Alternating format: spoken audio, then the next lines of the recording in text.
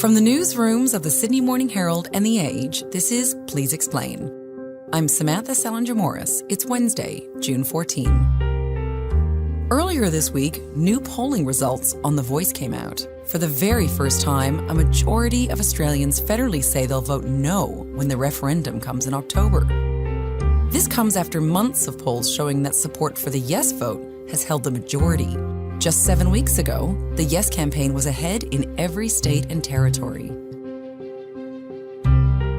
Today, Chief Political Reporter David Crowe and veteran pollster Jim Reid, who conducted this latest exclusive poll, on whether this win is a reflection of swiftly changing values or infighting on the campaign trail.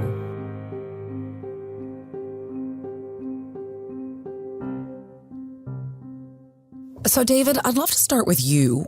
Can you tell me, when you first got your hands on the results of this most recent poll, what did you think and were you surprised? I was surprised because this is the third survey in a row where we've seen this fall in support for the yes case on The Voice to Parliament. I wasn't expecting another fall. I thought that there were troubles with the yes campaign. I thought that the argument for this change to the Constitution still needed to really cut through with ordinary Australians. And I thought that the political argument in Parliament has not been helpful to the case for the Indigenous voice. But we'd seen two falls in April and then in May in our surveys on The Voice. And I thought, well, look, it'll probably even out. And yet we saw another big fall. So basically the numbers are 58% support in April, 53% support in May, and now only 49% support in June. And so that trend was actually a surprise. I don't think that we should be expecting this, although some critics of The Voice point out that history is always against a referendum, and I think that's true. It's hard for referendums to get up. But that was my reaction. And I'm just curious, why were you surprised, given that the trend for the last few months has been a growing support for the no? I guess because when you write about polls a lot, and it'll be interesting to hear what Jim says about this, but as a journalist writing about the poll results, I expect movement up and down.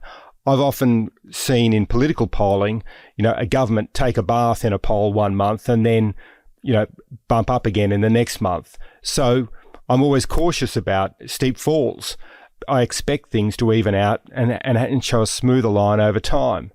And that's not happened here. It's a continuation of the fall. It's not what the Yes campaign people tell me. They express confidence in how they're going. The government expresses confidence in how it's going with the Indigenous voice. And yet our numbers don't give them any reason for that confidence. And so that's my reaction. My reaction is one of, I guess, frustration in a sense that there's this disconnect between what we're finding in the community and what people on the inside keep telling us, the government, the Yes campaigners. Why is there that disconnect? Are they not seeing what we're seeing? Are they denying the reality of not just our poll, but other polls that are out there, other published polls showing the same trend? What's happening? So, Jim, can you break down the data for us? What are we learning about not only the numbers on a federal level, but also on a state level? So for the first time, we're seeing three states move to the no side of the ledger. That's Queensland with 44% yes, Western Australia with 49% yes, and South Australia with 48% yes. That means that obviously New South Wales, Victoria and Tasmania are still on the yes side of the ledger, but it does mean that it's now failing the double majority test because, of course, a referendum has to both get a majority nationally and also in a majority of states. It looks like we've now got a double fault situation. And what about how it's breaking down along political lines, if it is at all? Oh, yeah, it certainly is. I mean, they're actually the strongest yes and no groups. I mean, on the one side, we've got Greens voters, 82% yes, slightly less positive Labour voters, 66% yes. And to a certain extent, that sort of left of centre, in some cases, progressive base is influencing some of the other groups. So younger people aged under 35 are 69% yes. Females are slightly more positive. On the no side, we have coalition voters who are 27% yes, and minor party voters, and that would build in parties like One Nation who are 36% yes, and that also filters through to older people, perhaps more what you term socially conservative states like Queensland, and those with a sort of trade or school qualification as well. Okay. And so, David, to follow up on something that you mentioned earlier, which is that there seems to be this disconnect between what the Albanese government is saying in terms of their confidence that the yes vote's going to get up and what you're actually seeing in the poll. Why do you think most people are wanting to vote no now? I think the yes campaign has taken support for granted. They've taken a position early on. They haven't really canvassed it in Parliament. It's really a take it or leave it proposition. And the way I've looked at it, it's a crash through or crash approach by the government. It's one of the very few areas where Anthony Albanese as Prime Minister has said this is what it's going to be. It's this or nothing. And I call it crash through or crash, a reference to the old Whitlam approach in the 70s.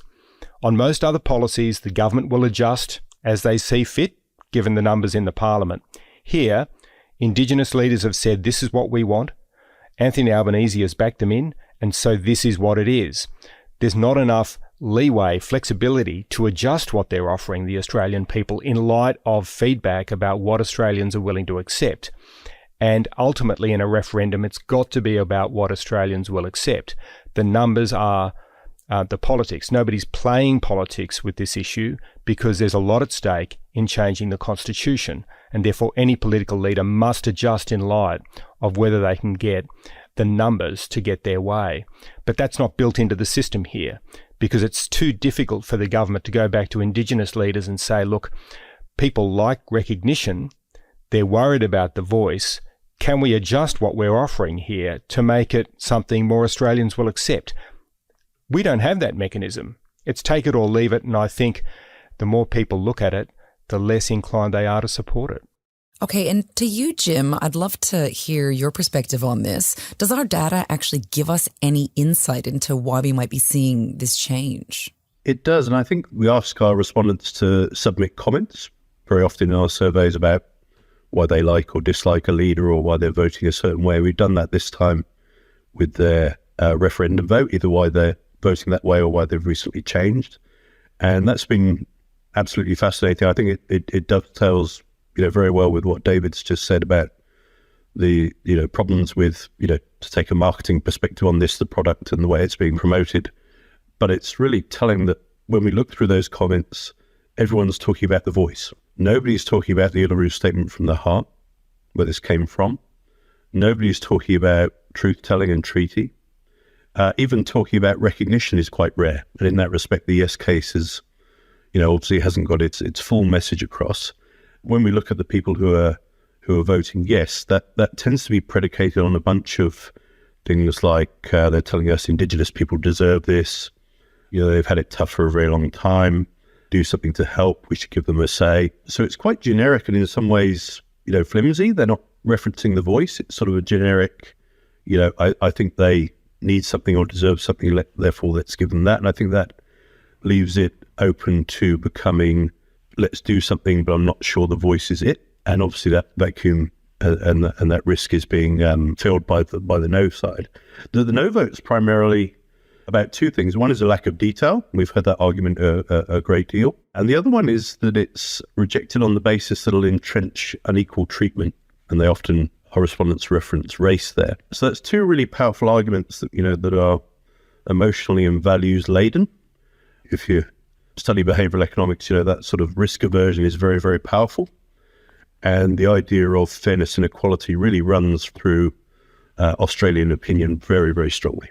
David, I'm interested in your perspective on this. Do you think the decline reveals something of the core values and maybe even the fears of the majority of Australians right now? I mean, perhaps they're tapping into Peter Dutton's argument that a yes vote will re-racialise Australia? Yeah, I think that's a really great question because it goes to the heart of it. It's something that I've been wrestling with in the way I write about these surveys and the analysis of the political debate. The starting point is don't ignore the data. It's very easy for people who believe fervently in the Yes campaign to dismiss some of the surveys that they're seeing. But bear in mind, we're putting to voters, or Jim is, exactly what the government's wording is. And so it does tell us something about a community view. And even though it's not I guess, an easy thing to say. There are some people who do not want Indigenous Australians to have this power. They don't want them to have this power, and therefore they will vote against them having this power. Then there are those who do want them to have a better outcome. But then we're not seeing a big debate about how this exactly would help close the gap for Indigenous Australians. We're not, nobody can prove that it's going to lead to better outcomes in a practical way, even though I think the practical element of this has got to be a key part of the message. But that's falling down. So I think everybody in the debate has to sort of wake up to the reality there that Australians are actually sceptical about this. They've got a lot on their plate at the moment out in the real world. Everybody's dealing with high cost of living, a lot of pressures. They may not take kindly to seeing a government that spends a lot of its time on the voice when there are so many other challenges. And I know this makes it sound like a lot of people are selfish, but let's face it, maybe people will be focused on their own priorities at the moment, and they will not be easy to convince on the voice. And so I think that's something that should really be a wake-up call for those in government and in the Yes campaign in terms of making the case here. Right. And so, Jim, to you, in terms of where we go next, when will our newspapers next be doing polling? And is this a trend, do you think, that we should expect to keep seeing, that every time the no vote is just going to get stronger and stronger? Well, we poll monthly on both politics and The Voice, and that will continue right up until the vote's held, and that's likely mid-October onwards. It's going to be very interesting, obviously, to see where vote goes. I guess we, can't hand on heart be certain that a trend is going to continue on forever. It could bottom out, it could rebound, but the data at the moment is telling us that further declines are more likely than not. There's a few reasons there. First of all, it's always gone down. It's never come back up. Over the couple of years of polling that there are. And we're also finding that the people that have moved to no are locking in. The no vote is more committed in their vote choice than the yes vote. So they're coming over, they're locking in, and actually the yes voters that remain are wavering, so they're more likely to erode further. I think the last point is a very practical one, which I think David's touched on, that if you've got a problem either with the product, that is the model of the voice or the way it's been marketed, you need to change those things to reverse a trend. What we're seeing in recent days in the press coming out from the Yes campaign is that they're not changing the product, and their solution to the promotion of the voice is to essentially say the same messages louder from now on. Right, okay. And so, David, to finish up, I wanted to ask you to give us a bit of a historical perspective on this, because we know that the history of Australia's referendums does not generally bode well for the voice. They generally don't lead to constitutional change. Out of 44 nationwide referendums that have been held, only 8 have got up. So can you sort of, I guess, give us some perspective with the other 8 that did get up and that did lead to constitutional change? Did they at any point show that federally the majority were at some point anticipating that they would vote no? I cannot remember whether there was polling for all of those 8. I'm pretty sure there wouldn't have been, because some of them were quite a while ago. Of course, the very most significant precedent is the 1967 referendum on Indigenous Australians. There was bipartisan support, and it had strong support all the way through, and then succeeded at the referendum in 1967. And that's actually a really sobering parallel, and it highlights just what's at stake here. You can get caught up in sort of the arguments about the technicalities here on The Voice, but Noel Pearson, Indigenous leader, has made this point. This would be a huge setback for reconciliation if this referendum fails. And I think that's right. I think the stakes are huge. It's a generational issue.